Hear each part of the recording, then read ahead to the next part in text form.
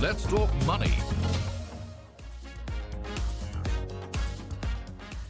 Welcome back. You're with us on Let's Talk Money, and this week Feroze is decoding the latest MF draft regulations for us, which we just did.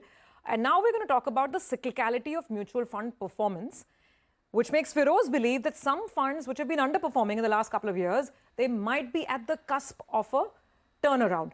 I'd love to ask the fund names directly, Feroze, but no, before that, let's do some theory. Has it been proven that mutual fund performance will always be cyclical?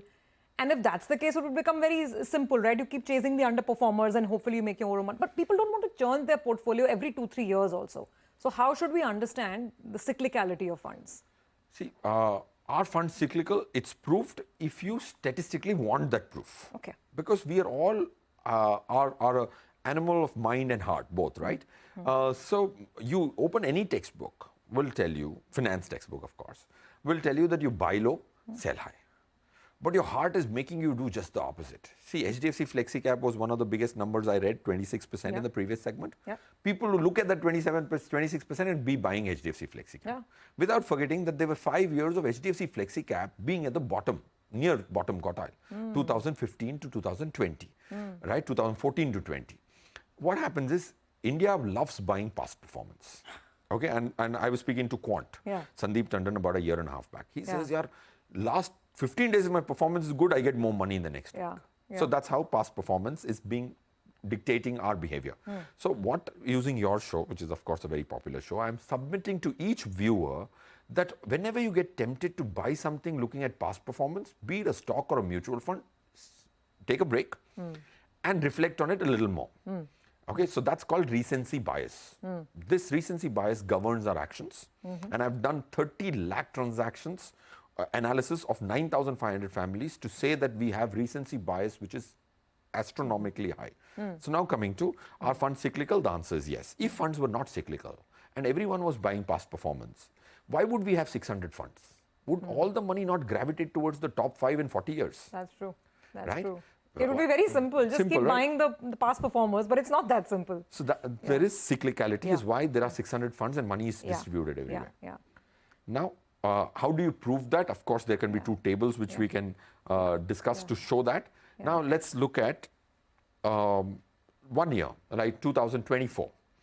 If there are best performing funds, best quartile, the top 25%, only 30% of them remain as top quartile for the subsequent year. They slip. 70% of them go away. Year. And 30% remain. If 70 remained and 30% went away, then we won't be doing this segment of the show at all. But 70 are going away into bottom performance. And vice versa is also true. If you look at the worst 25%, 70% of them don't remain the worst and they come into... They start improving. They improve. And in fact, they improve so much so that 1/3 of them actually move to the best category from the worst category. So past performance is We should actually put up that graphic also if we have. I mean, if you just take an illustration, and I think Feroze put up some data. For instance, if you look at in the large cap category, the Mirai fund, the Mirai large cap, it used to be an underperformer over the last 2-3 years.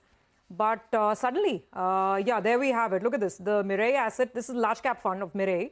It was ranked 30 in 2023. And in 2025, now it's at rank 2. And the converse is also true. The HSBC fund, which was doing much better in 2023, rank 14, has slipped to rank 33. So just an illustration to tell us that performance is cyclical.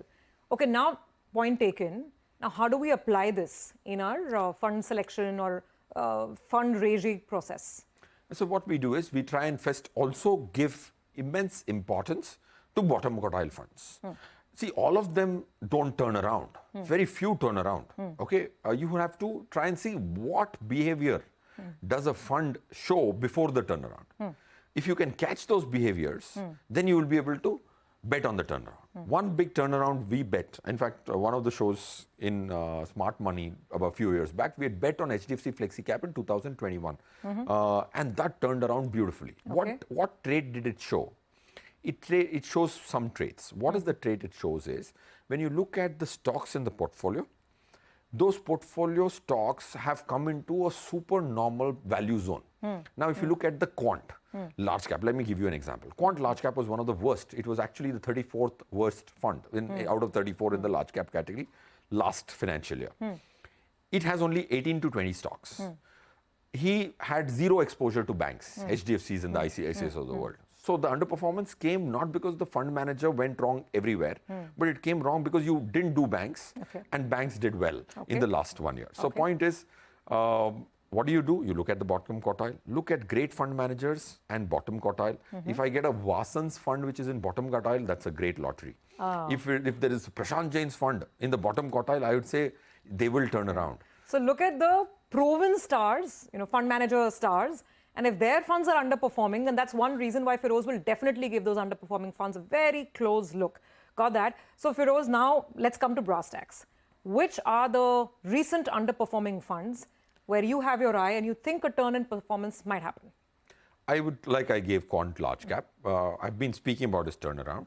Now it has come to, in this last 3-4 months, it has already progressed, but I would say quant large cap and large cap funds, unlike the usual perception, are the most cyclical. A top quartile going to bottom and bottom coming to top is more prevalent in large caps than in mid caps and small caps. So point is, one is large cap, quant large cap. The second one is Motilal Oswal mid cap fund. It dropped from 1 number in FY24 to 31 in FY25. Prateek, who's the CIO now for the last few years, he has a very, very clear philosophy of bottom-up stock picking. And I personally think he has a reasonably corrected, underperformed portfolio, which he currently possesses. And that, if you look at it stock-wise also, you will get a better target NAV.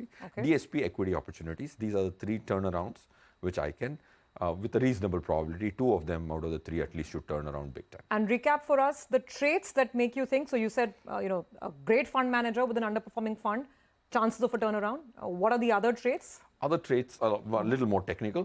When you have an underperforming fund with higher churn ratio, that's a great sign that you're not sticking on to your mistakes. The bad stocks that are not working, or the underperforming stocks, you're turning to change things around.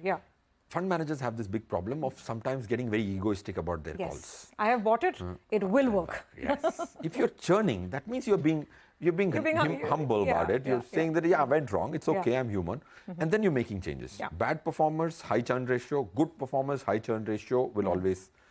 good performers, high churn ratios will sustain the performance. Bad performers, high churn ratio will have a larger turnaround.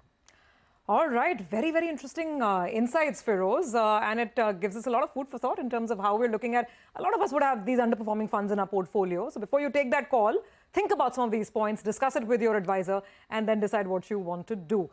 Thank you very much, Feroze. As insightful as always. Great to have you in the studios again. It's an honor. All right. With that, we come to an end of this week's edition of Let's Talk Money. Remember to keep sending us your queries, your comments. Tell us what else you want us to discuss. And we'll see you on the show next week.